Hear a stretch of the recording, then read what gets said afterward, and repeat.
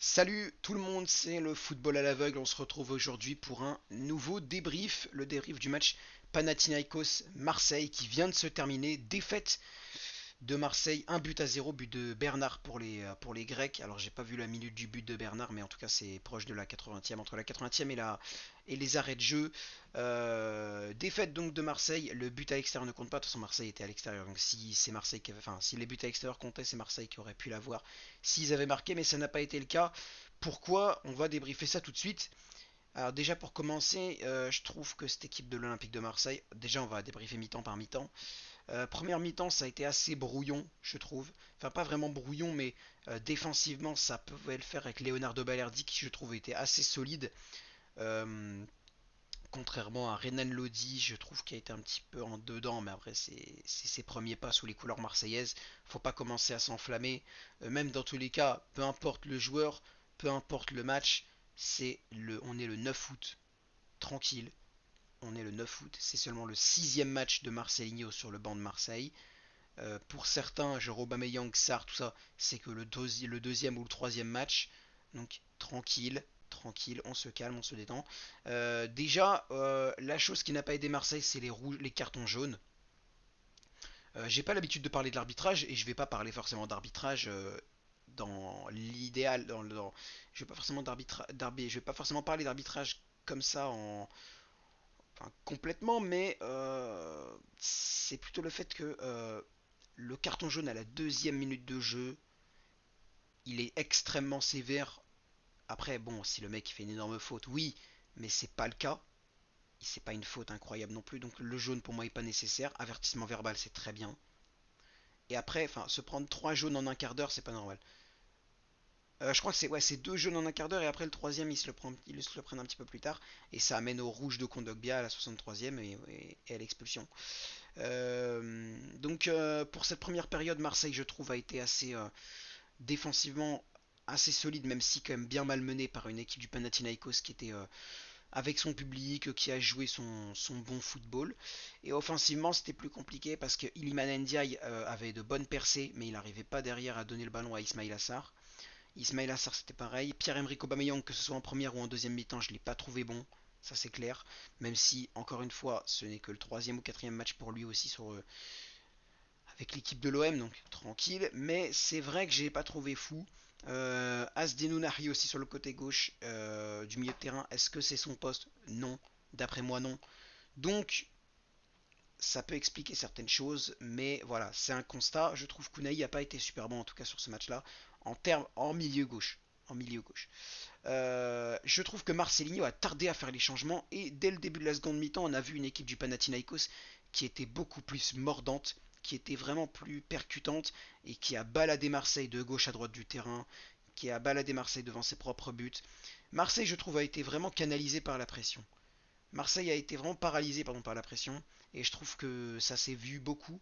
Et si Marseille joue comme ça la semaine prochaine au Vélodrome, ça va être mort. Pour moi, c'est mort. Pour moi, c'est mort parce que là, Marseille a déjà un but à rattraper rien que pour revenir en prolongation.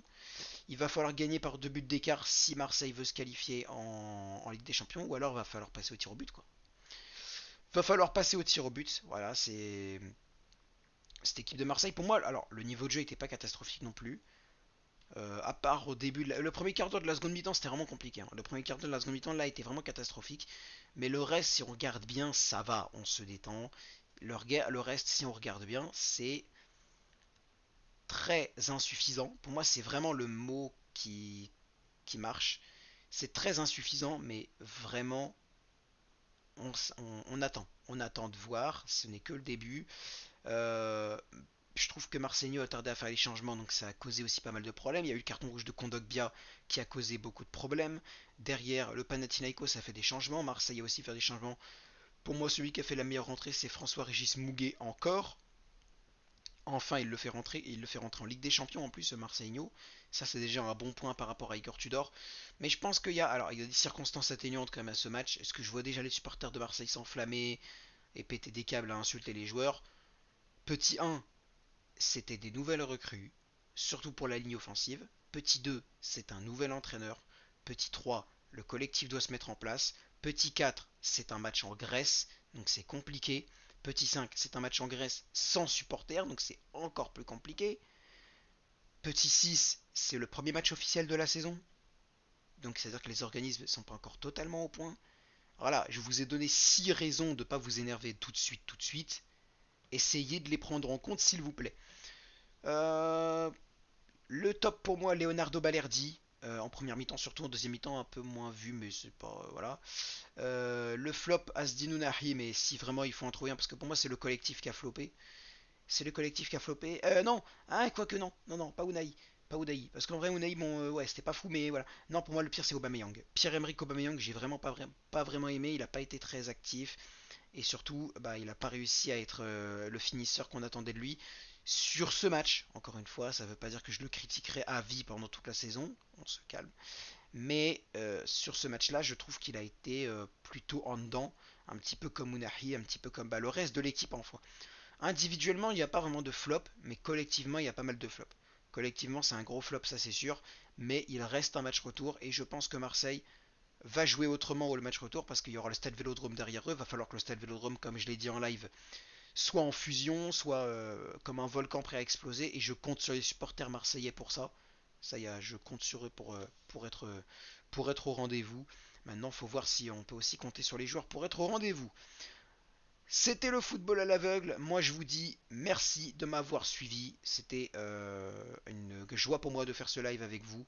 Bon, certes, l'horaire était un peu compliqué, j'ai dû manger à 18h40, mais c'est pas grave, c'est très peu souvent que ça m'arrive de faire ça, donc c'est pas grave. Je vous donne rendez-vous sur Insta dans les prochaines minutes, ça dépend quand vous regardez ce débrief, peut-être que c'est déjà sorti, mais ça, on verra bien. Pour les notes de l'Olympique de Marseille sur Instagram. Et sur ce, moi je vous dis à bientôt, n'hésitez pas à liker, à commenter, à partager et à vous abonner, vous connaissez la chanson. Et je vous donne rendez-vous samedi prochain à 17h pour Marseille-Reims. Donc rendez-vous à 16h30. Prise d'antenne à 16h30. Et après le soir, ce sera pour PSG-Lorient. Ce sera prise d'antenne à 20h25 ou 20h30. On verra bien. Parce qu'il y a quand même des choses à dire du côté de Paris. Suivant l'actualité. Mais je pense que ce sera plus 20h30 quand même que 20h25.